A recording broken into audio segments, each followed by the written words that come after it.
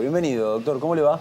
Yo muy bien y con muchas ganas de hablar con usted. Con muchas ganas. Lo veíamos afuera mientras estábamos debatiendo un poco sobre el tema. Así que no va a haber preguntas. Simplemente decirle, ¿qué quiere agregar de todo lo que acabamos de decir? Entre tantas otras cosas Bueno, que vamos a charlar. empezar por lo que primero dijeron ustedes, que fue lo menos importante de lo que dijo Albino, que era el asunto de condón, ¿no es cierto? El primer condón, el marqués de Condón, fue el que inventó el condón. Y el primer condón lo hizo con piel de cabra, ¿no es cierto? Habría que averiguar y preguntarle al Albino si la piel de cabra era permeable o no permeable para el virus. El virus del SIDA no penetra él solo dentro de nuestro organismo. Lamentablemente penetra dentro de una célula porque tiene que entrar dentro de una célula y esa célula es imposible que pueda atravesar un condón bien puesto. Entonces, lo que dijo de la porcelana es una cargada. Los filtros de porcelana se usaban en el año a fines de 1800 y pico, ¿no es cierto?, que dejaban pasar el agua. ¿Cómo no van a dejar pasar el agua? Pero no pasaba el virus pasando solamente con el agua, sino por sí mismo. Es una barbaridad lo que dijo desde un punto de vista biológico. Entonces vamos a olvidar lo del marqués del condón y del condón, porque es uno de los recuerdos más tristes que yo tuve en mi largo peregrinar por el Ministerio de Salud Pública. Todo el mundo cuando me presenta como ministro. Quiero aclarar que lo que más satisfacción me dio y donde más pude aportar mi experiencia fue como director de promoción y protección de la salud. En la época en que apareció el problema del SIDA, año alrededor del año 82, ya de entrada todo el mundo coincidió que la única forma de prevenir esa pandemia que se venía con toda brutalidad todo el mundo, que era efectivamente biológica y no negocio, como la gripe A, como toda una serie de cólera, meningitis, etcétera, etcétera, la única forma de pararle era el condón. Era la peste rosa. Peste rosa. Exacto. Como buen, digamos, o como un eficiente empleado, traté de difundir que el condón era la barrera más segura, como sigue siendo, para evitar la contaminación del virus del SIDA, porque la contaminación sanguínea por inyección, etcétera, etcétera, son ¿qué le vamos a hacer? De toda una serie de circunstancias, de la cual en la relación sexual es la que provoca la mayor cantidad de transmisión sexual a través del hombre a la mujer, del hombre al hombre, del hombre a donde quieran. Bien, lo que me costó tratar de conseguir de que la Iglesia Católica autorizara al Canal 13, en esa época que creo que era de ella o algo así, lo que yo sí es que fui 200.000 veces al arzobispado, me atendió siempre un sacerdote que no recuerdo su nombre, pero era muy inteligente, muy capaz, ¿no es cierto? Inclusive entendía lo que yo dijera y llegamos a un acuerdo. Que no hablaran mal del profiláctico, que no hablaran nada. Lo único que yo pedía es que no se opusieran a que yo hablara del profiláctico. No sé si queda claro. Sí, claro. Que yo quería conseguir que me apoyaran y lo único que conseguí es que se callaran la boca, que no dijeran nada en un momento en que estábamos todos convulsionados por la epidemia. Usted fue no como ministro, sino No, era director de promoción y protección de la salud. A lo largo de todos esos años, ¿no es cierto?, es cuando me di cuenta de que quiero aclarar que soy muy respetuoso de las religiones, quiero aclarar que soy muy respetuoso y fui criado como católico, apostólico, romano, con una enseñanza, etcétera, etcétera, etcétera, pero que en estos momentos la relación de la Iglesia con el sexo, en este momento, luego de muchos años, después del concilio de Letrán, ¿no es cierto?, la relación de la Iglesia con la sexualidad humana es una barbaridad. digamos que trasciende y a lo mejor dentro de 500 años van a reconocer como le reconocieron a Galileo Galilei que están equivocados, ¿no es cierto? El doctor Albino, se olvidaron de decir, es uno de los miembros más conspicuos del Opus Dei. Claro. Entonces, relacionado con el condón, es muy poco por agregar a lo que bien dijeron ustedes. O sea, es la única protección contra el virus del SIDA, pese a que no atraviese o atraviese la porcelana. Y no conozco condones de porcelana que alguien pueda utilizar con algún poquito de placer. La segunda cosa... Perdón. ¿Cumplieron con no hablar mal del condón como usted les pidió? En parte. Sí, en parte porque por la televisión no lo dijeron más, pero lo dijeron por la radio. O sea que estábamos en la misma. Era una pelea. Época de Storni. Era una pelea a muerte. En el 82 época de la banda, digamos. Uno de los dueños, en el 82 uno de los dueños era Bobbio. Sí. De Canal Pero 13. dijeron que era, no sé por qué yo tuve que hablar con el arzobispado. Me habían dicho que el dueño era Bobbio, pero no sé por O qué. sea, en el canal te mandaron a hablar con el arzobispado. Del canal me mandaron a hablar. Qué hermoso. con el arzobispado. Increíble, Bueno, increíble. de una u otra manera espero que esté vivo el sacerdote para que alguna vez trate de verme de nuevo a ver si estamos de acuerdo con eso. Eso es lo que respecta al condón. Lo que respecta a lo que dijo de la sexualidad humana, ¿no es cierto?, que no debe ser usada por placer, que debe ser usada por procrear, que la mujer debe llegar virgen al matrimonio, todas esas cosas son que te hace acordar. Yo me acuerdo que el jueves lo escuché accidentalmente. ¿Por qué lo habré escuchado? Porque estaba contento en ese momento y todo lo demás. Y al mediodía, cosa que no hago nunca, prendí la televisión para comer una naranja porque me había comido una buceca y quería comer una naranja antes de acostarme. Y apareció Albino. Pero lo vi en ese momento. Quería agarrar un teléfono para felicitarlo. ¿Por qué lo quería felicitar? Porque no encontré adjetivo para poner ultraísmo, fanatismo, asquerosidad, falta de conocimiento, irregular en todo. Terminado con esa parte. Vamos a la parte del aborto cuando dijo de las manos llenas de sangre. Sí. Muy posiblemente Albino todavía cree que los médicos agarran unas grandes cucharas, la meten adentro del útero y la sacan. Entonces yo iba a hablar al Laboratorio Industrial Farmacéutico de Santa Fe para decir, miren, las 100.000 pastillas que ya tienen hechas de misopropol para distribuir, más vale que se la guarden. ¿Por qué? Y porque gastaron plata al cohete con toda esta propaganda en contra. O sea, no hay sangre. Segundo, a los médicos que hablan y que las manos teñidas de sangre y que soy objetor de conciencia. Un médico tiene que tener en la conciencia el hecho de que le enseñaron a mejorar la situación de la gente al cual él le recurren. Si el planteo es que esa mujer llega a querer abortar, vean ustedes lo que es. Yo lo primero que sentí cuando ocurrió lo del aborto, que era una ofensa a la profesión médica. ¿Por qué siento que es una ofensa a la profesión médica? Porque vamos a seguir la secuencia psicológica de cualquiera, pobre, rica, millonaria, vieja, joven o lo que sea, que queda embarazada no deseado.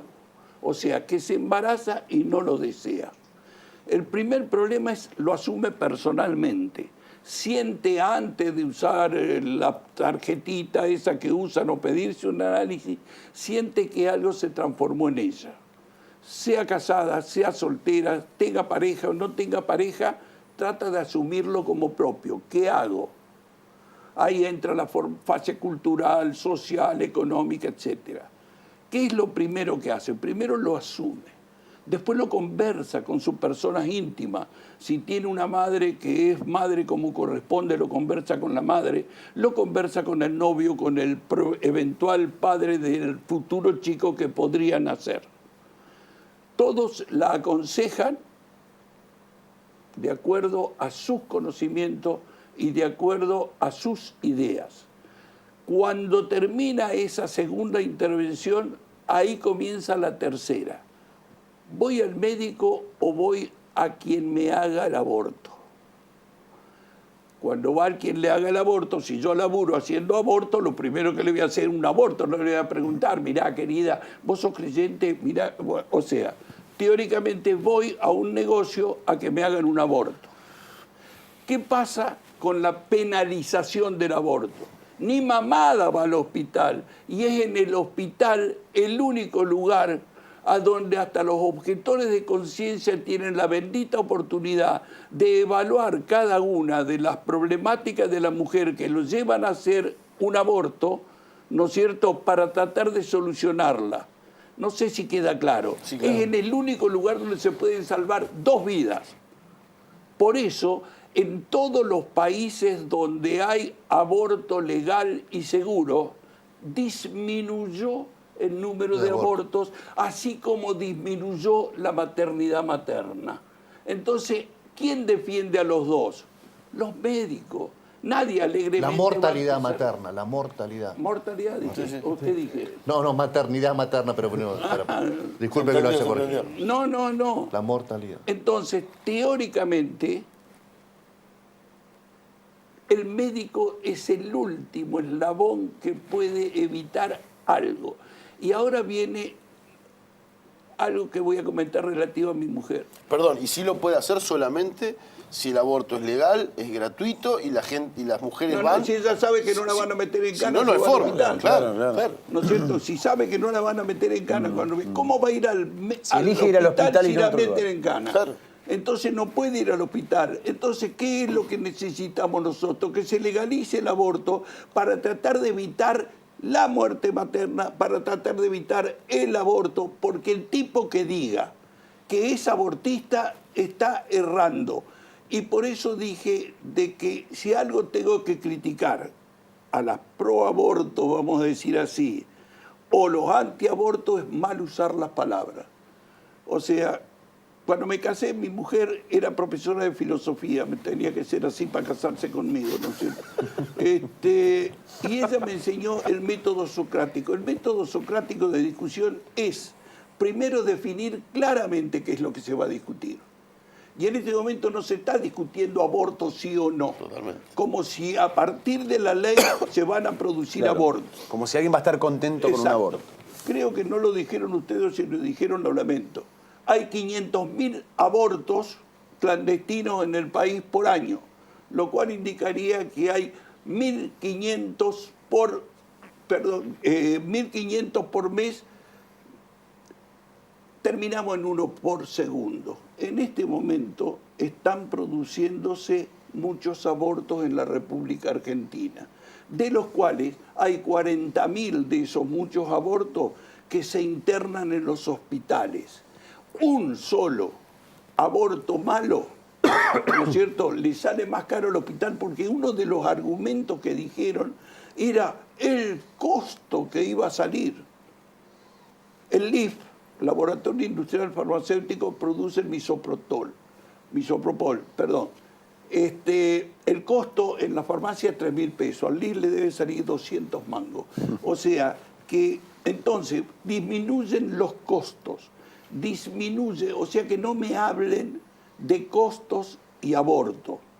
Y segundo, ¿quién dijo o quién mencionó de que aumentan los abortos? Presumiblemente, si se llega a liberalizar, como espero, ¿no es cierto?, va a aumentar un poquito porque se van a hacer más evidentes. Y después va a disminuir, como ocurrió y está ocurriendo en Rosario, provincia de Santa Fe.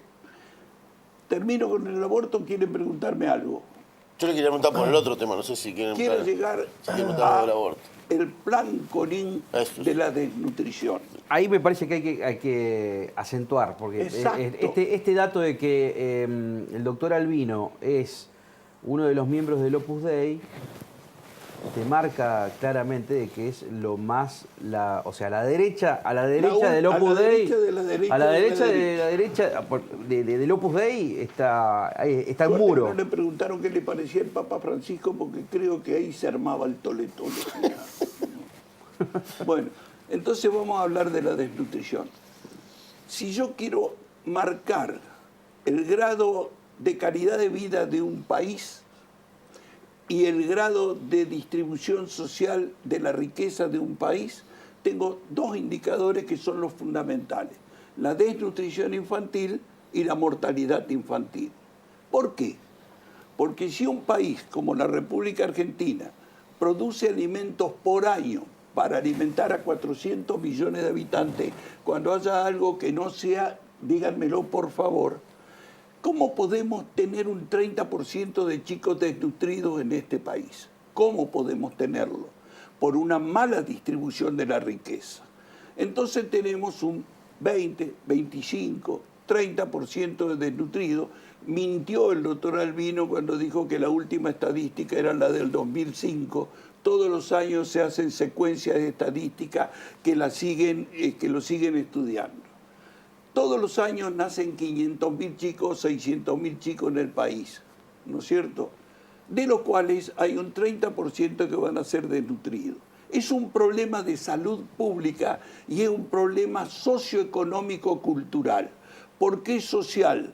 Social es porque estamos separados por una barrera totalmente y absolutamente discriminatoria en la cual se trata de dar caridad a los menos pudientes en vez de tener solidaridad como tiene que tener todo Estado y defender a esos menos pudientes. Conin no inventó nada este muchacho Albino, sino que lo hizo Monkeberg en Chile unos 10 años antes. Fracasó en un 85%. ¿Qué quiere decir fracasar? Acá en Santa Fe, cuando yo era ministro, un grupo de jóvenes médicos se pusieron fascinados porque ellos me decían que en un mes podían lograr levantar el peso del chico para sacar de los niveles de desnutrición. ¿Qué pasaba? Lo mandábamos de vuelta al mismo lugar que le había provocado la desnutrición. Entonces la reinternación era mucho más grave que la verdadera internación. El mantener esas unidades es muy loable, o sea, no voy a hablar mal, pero es una cosa que retrasa los verdaderos argumentos que tenemos que tener para tratar de luchar contra esa desnutrición. Me gustaría que el esfuerzo que cada uno de los que hacen de la Fundación Conin, ¿no es cierto?, están volcándolo, le den a la desnutrición más grave que tiene el país, que no es la desnutrición alimentaria. La desnutrición alimentaria, para mí, se arregla con una docena de huevos, dijo un amigo mío.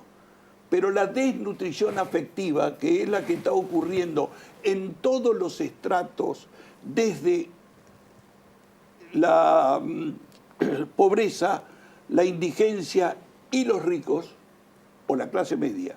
La desnutrición afectiva es lo que está afectando realmente en nuestros países. No sé si queda claro. Entonces la desnutrición infantil se puede combatir con solamente una más correcta distribución de la riqueza. La distribución afectiva, que es la más peligrosa, solamente se puede corregir con amor.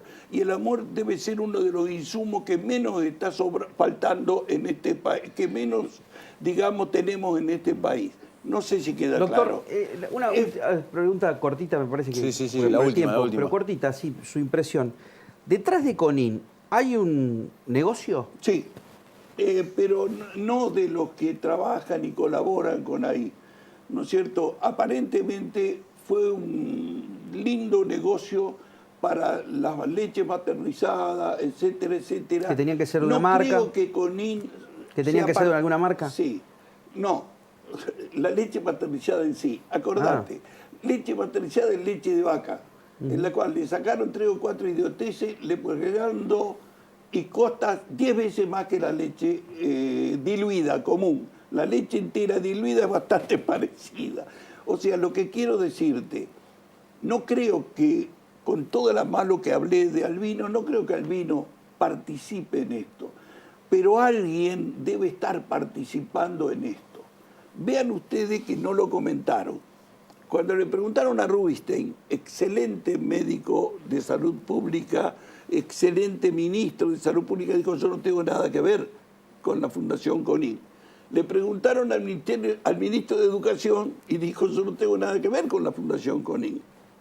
Lo que todo el mundo sabe es que la Fundación Conin es subvencionada por Stanley, la ministra Carolina de Stanley, Desarrollo sí. Social, por orden del señor ministro Peña. Yo estoy sorprendido, al igual que mi compañero Galeano, por el permiso que tuvo que pedir para poder hablar sobre el preservativo. ¿Y en qué año estamos hablando? Yo escribí un libro. El libro se llamaba Fornicar no es una tarjeta. Lo presentó en rueda de prensa el año pasado, sí. Bueno, fornicar es hacer el acto sexual fuera del matrimonio o con una prostituta. ¿No es cierto? Esa definición es moderna porque cuando yo era chico, cuando iba a la iglesia, me llevaba mi madre todos los domingos, dentro de los 10 mandamientos decía no hurtar, y creo que ahora dice no tomarás la mujer de tu... No desearás la mujer de tu prójimo. Bueno, a nosotros nos enseñaron que era no fornicar. No fornicarás. ¿No es cierto? Entonces, ya cuando uno comienza con eso, uno se tiene que dar perfectamente cuenta. El método Gino Kraus, que es el único método promocionado por la Iglesia, para los que no quieren abstenerse, o sea que si vos en un momento y en un rapto de pasión tenés que hacer como Onán, esperando el día de que a la mujer entre con ganas de tener si no tiene dolor de cabeza. Pero Entonces, método Billy, doctor. el Billing o el Ogino Kraus es es lo mismo, prácticamente lo mismo. Entonces, Hay que medir la mucosa, doctor, todo eso. Hay que medir, claro, que no esté ovulando la mujer. Es todo muy práctico. por eso te digo, Todo muy te práctico. tiene que entrar el sexo en ese momento. Si no, perdiste como en la guerra, terminaste como Nana derramando la simiente sobre el... ¿Eso sería O sea, un aborto también, doctor, o no? ¿Eh? ¿Sería también un aborto? No entiendo. La masturbación, ¿también sería casi como un aborto No, para es quien lo mira? matar a un chico. Es matar a un chico. O sea, un porque, montón. digamos. recuerden ustedes, matar una vida humana. Sí. Vieron que la palabra es vida humana. Sí, es la una palabra vida. vida humana no es una palabra, son dos palabras. Y ahí viene el tremendo problema que yo me hice. Vida para los que siguen la Iglesia Católica Apostólica Romana es totalmente separada. Hay una vida humana que nació de Adán y Eva, lo sacaron de una costilla, vas a saber todo ese tipo de cosas. Y hay otra cosa que se llama vida, que científicamente está probado que es así. Y lo voy a decir poéticamente. Es un torrente pasajero en un río que se pierde sin dejar rastros. Son una serie de trastornos, lo voy a decir de nuevo, serie de trastornos físico-químicos, con equilibrio inestable y sin fin, en el cual el hombre es un torrente pasajero en un río caudaloso que se pierde sin dejar rastro. ¿Qué quiero decir con esto? Eso es vida. ¿Cómo diferenciamos la vida humana? Último representante vivo del género de Homo catarrhinus. Somos monos antropoides con características demográficas muy particulares y que nos diferenciamos de los demás por la oposición del pulgar, por saber que nos vamos a morir. Entonces ya decir que la diferenciación de vida humana puede estar en un feto en desarrollo, ya alguien me está cargando porque puede salir un mono antropoide, puede salir toda una serie de cosas. Entonces te dicen no, porque los gametos son humanos. Bárbaro.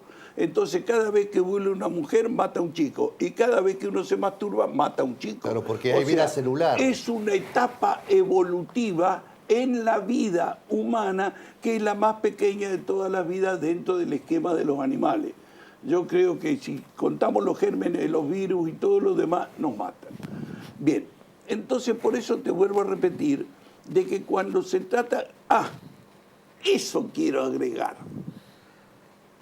El señor Perotti, que estaba dentro de danza de mi imaginario dentro de unas elecciones, me ha decepcionado total y absolutamente. ¿Por qué? Cualquier senador o cualquier persona de la que estamos hablando sin tener las características del senador, tenemos que tener muy claro qué es lo que pensamos sobre el aborto o no aborto o sobre las cosas elementales de la vida. Entonces, en este momento, ¿qué es? Y debe estar viendo estadística, a ver para qué lado van. Y entonces no va a ser la expresión de su opinión, sino va a ser una expresión condicionada por la opinión de los demás. Segundo, dije que la maternidad es una cosa tan, pero tan absolutamente femenino, salvo Schwarzenegger, ¿no es cierto?, que el preguntarle a un varón, que le preguntarle a un varón si opina sí o no sobre el aborto es una cargada. Claro. ¿No es cierto? Hay que preguntarle a la mujer, que es la que lo hizo siempre. Preguntar a un cura sobre familia es una cargada, si en su vida, ¿no es cierto?, puede tener una familia.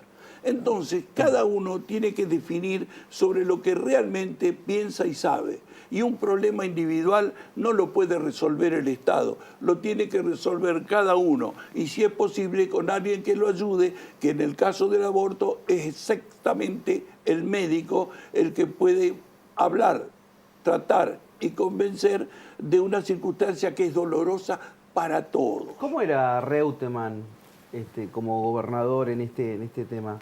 ¿Tenía mucha influencia de la Iglesia? ¿Qué conoce usted Voy a contar una anécdota. de las dos gestiones de Reutemann y hoy que ya adelantó su voto que va a ser en contra del proyecto? Voy a contar una anécdota. Yo era director de promoción y protección de la salud cuando salió la propaganda de una epidemia de meningitis. Había aparecido la vacuna contra un tipo de meningitis, el meningococo, que tiene 42 parientes y era para 3 tipos de los 42 que podían provocar meningitis, había aparecido y se había difundido. Cuando se quiere vender algo, ¿no es cierto?, tiene que aparecer algo. Entonces apareció una epidemia de meningitis en Brasil. Entonces dicen, se nos viene la meningitis, ¿qué hacemos? Hay que vacunar, hay que vacunar, hay que vacunar. Entonces Reutemann era gobernador, yo era director de promoción de la salud y el gringo Alasia era presidente de la Sociedad Argentina de Pediatría, perdón, de la Sociedad de Santa Fe de Pediatría. Nos llama a su despacho y dice, a ver, ¿tengo que vacunar o no tengo que vacunar? Entonces el gringo Alasia, la Sociedad de Pediatría dijo que sí, dijo sí, hay que vacunar. Me preguntó de mí y le dije, mira, desde el año 46, que son los que tenemos estadística, la meningitis jamás entró. O sea, ustedes recuerden que los virus y las bacterias, como nosotros, buscamos el domicilio que más nos gusta. Evidentemente el meningococo, ¿no es cierto?, no le gusta a Santa Fe, al pedo lo mete. Pasaron 40 minutos. Ya estamos en redes sociales, así que puede decir lo que tenga ganas. Le digo, es al cohete, le digo, o sea, no vamos a poder tener meningitis nunca. Bien. Alasia le dijo que había que vacunar por la Sociedad Argentina de Pediatría. No sé lo que pensaba en ese momento. Se quedó un rato pensando y dijo, voy a vacunar. ¿Por? Le pregunté yo, porque si no, caballero, va a vacunar en Rosario y me gana la elección siguiente. 16 millones de mangos, que fue lo que costó el hospital de Niño Nuevo, se gastaron en una vacuna que servía ni siquiera para tomarla en un cóctel, porque era asquerosa. O sea, teóricamente, por eso vuelvo a repetirte, la opinión de los médicos es una cosa, la opinión de los especialistas en cada uno de los casos de la medicina no puede ser solamente evaluada desde un punto de vista político, porque salud trasciende la política. Bueno, pero hay un grupo de médicos, digamos, que usted mencionaba. Hay una asociación de médicos que está encabezada por un tal de la Fontana, Raúl de la Fontana, si no me equivoco, sí. que salió a denunciar que hay 2 casos o 3 casos donde no estuvieron a la altura los médicos que le realizaron el aborto a algunas mujeres. Bueno, salieron, digamos, con los tapones de punta hace 2 semanas y empecé a ver archivos de otros años también. Yo planteé que el mismo día jueves iba a proponer que a la sala de obstetricia y ginecología del Hospital Iturraspe le pusieran doctor Abel Albino la foto y abajo alguna inscripción laudatoria sobre las acciones de él. ¿Por qué? Porque vuelvo a repetir, el tipo que diga que es objetor de conciencia o no tiene conciencia o está equivocado con su conciencia, porque el médico trasciende la conciencia de cada uno, porque tenemos que olvidarnos de nuestra situación, sino ponernos en la del paciente. Cuando hablan de que violamos el juramento de Hipócrates, lo primero que dice Hipócrates es eso, ¿no es cierto? Entonces, a su vez viene otro tipo de cosas, que hoy me preguntaron, ¿qué hubiera hecho yo con el Hospital Iturraspe en ese momento? Y yo dije, los hubiera llamado a todos, al ministerio, y hubiera empezado a conversar con cada uno. No creo de la unanimidad que se dice, y no lo creo por algo que me enseñó uno de los mejores sanitaristas de la República Argentina, por lejos el mejor de Santa Fe, que fue Francisco Menchaca. Cuando me nombraron director del Hospital de Niños, ahí dije la mala palabra, pero no la voy a decir, no la dijo, porque dije una, ¿no es cierto? Tenía 120 médicos a mi cargo. ¿A quién le fui a pedir ayuda? A Menchaca, a pesar de que yo había hecho el curso ya de administración de hospitales. Y me dijo, mira, Turco, hay 120 médicos, de los cuales 20 son unos hijos de Beretriz que lo trajo a luz. 20 son excelentes médicos y que van a colaborar con vos. Y hay 80 que van a ir para un lado o para otro de acuerdo a quién los dirija y a la capacitación de quien los dirige. No sé si te queda claro, porque yo lo hago trascender inclusive hasta la política, ¿no es cierto? Entonces, si vos venís al hospital, el primero que llega y el último que se va, y demostrás solvencia en lo que haces, vas a tener 100 médicos que te apoyen, los otros 20 son incurables. No sé, por eso digo, tengo mis serias dudas, porque después... ¿Usted lo vincula políticamente a esta decisión, por ejemplo, acá en Santa Fe, donde todo un hospital se declaró objetor de conciencia? No es, por eso vuelvo a repetirte, no es todo el hospital. Yo, en este momento, el jefe de servicio indica una responsabilidad extrema. Su director o su jefe, en este momento, debe ser un excelente profesional, debe ser un excelente obstetra, pero lastimosamente no sabe ser jefe de un servicio. Porque estoy seguro que esa unanimidad no puede existir, porque si no sería estadísticamente equivocada. Claro. O sea, entonces vuelvo a repetir, ¿cómo se marca un jefe de un servicio? El que da su opinión, pero respeta la opinión de los demás. No sé lo que puede ocurrir, pero lo que me resulta realmente, digamos, sospechoso es esa unanimidad.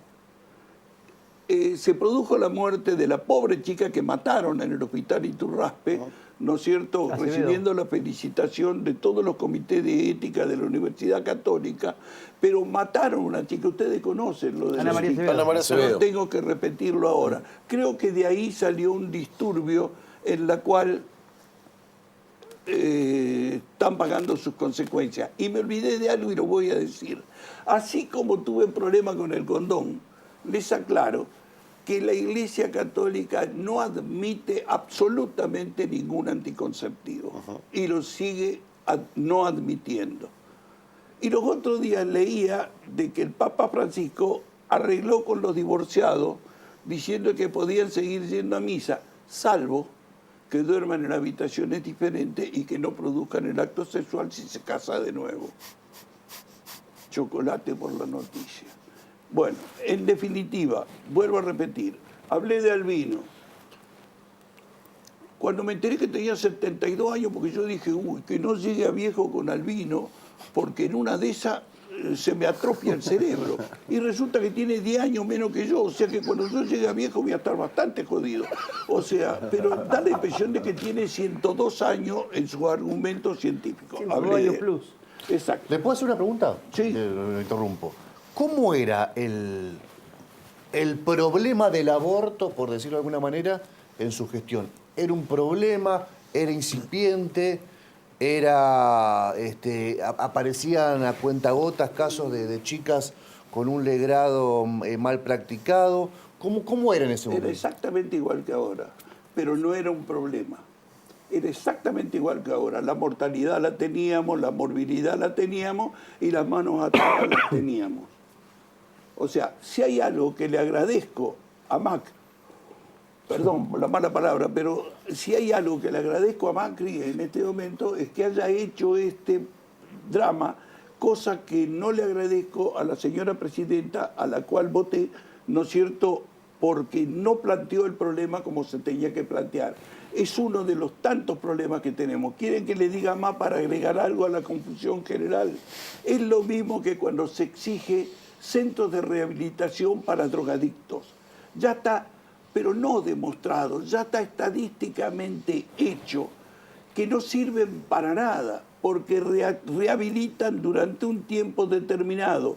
Y si no cambia la parte sociocultural de esa persona que llegó a la adicción por una serie de causas que no tienen nada que ver a lo mejor con su crianza, que por eso los padres dicen, yo no sé cómo me salió el hijo así. Sí, como lo hicieron ustedes, ¿no es cierto? Colmeándolo cuando era chico, dejándole el chupete hasta los 18 años, o sea, dándole la mamadera porque no me quedó otra cosa hasta 15. O sea, teóricamente, no miré la mamá desnuda porque te reviento. O sea, teóricamente todo eso se los devuelve el adolescente mayor con el regalito de la adicción, de las alteraciones sexuales, de las desviaciones sexuales, etcétera, etcétera.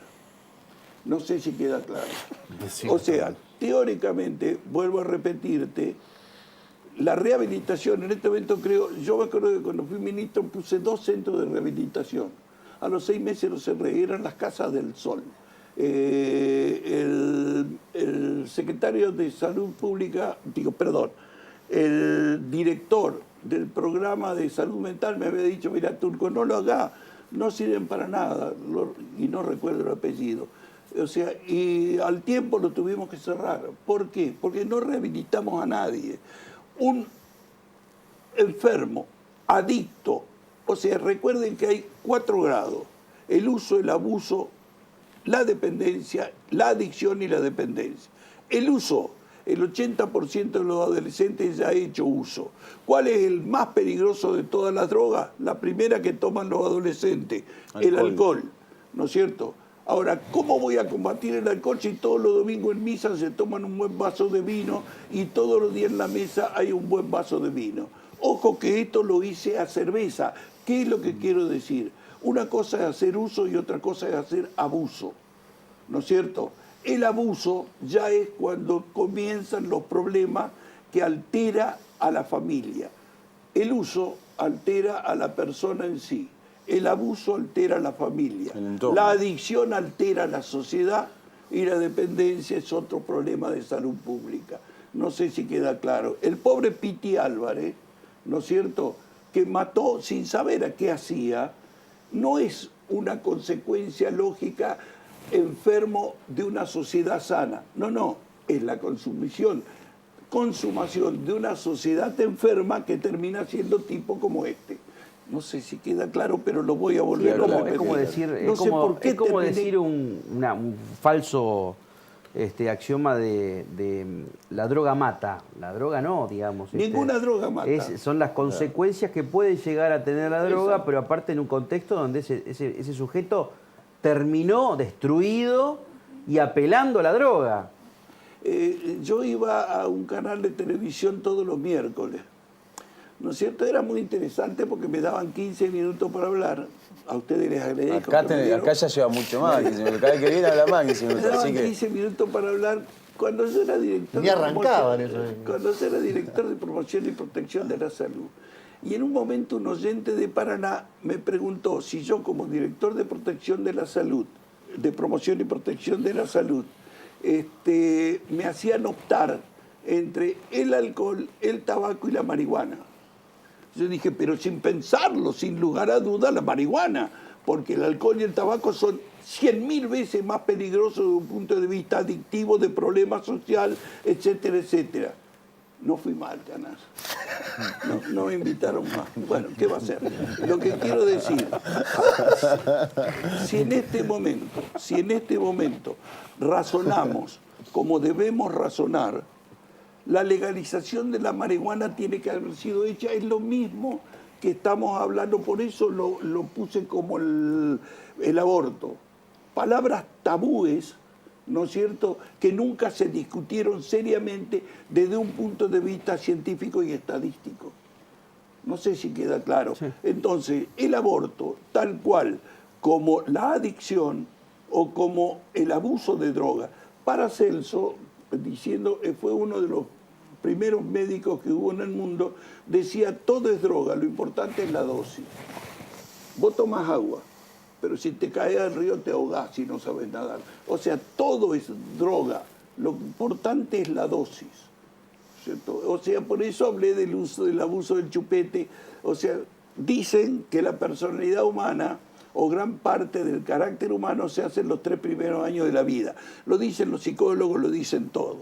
Entonces, un chico que es coimeado, que vive usando chupete, adictivo como lo pueden ver ustedes con vuestros hijos, o siguiendo tomando el biberón, adictivo como pueden saberlo, y se lo dejan tomar hasta que el chico solo lo deja, ¿no es cierto?, ya están haciendo una personalidad adictiva. Vean ustedes qué curioso. Entonces uno dice, Juan, ¿lo podés simplificar a esto? No.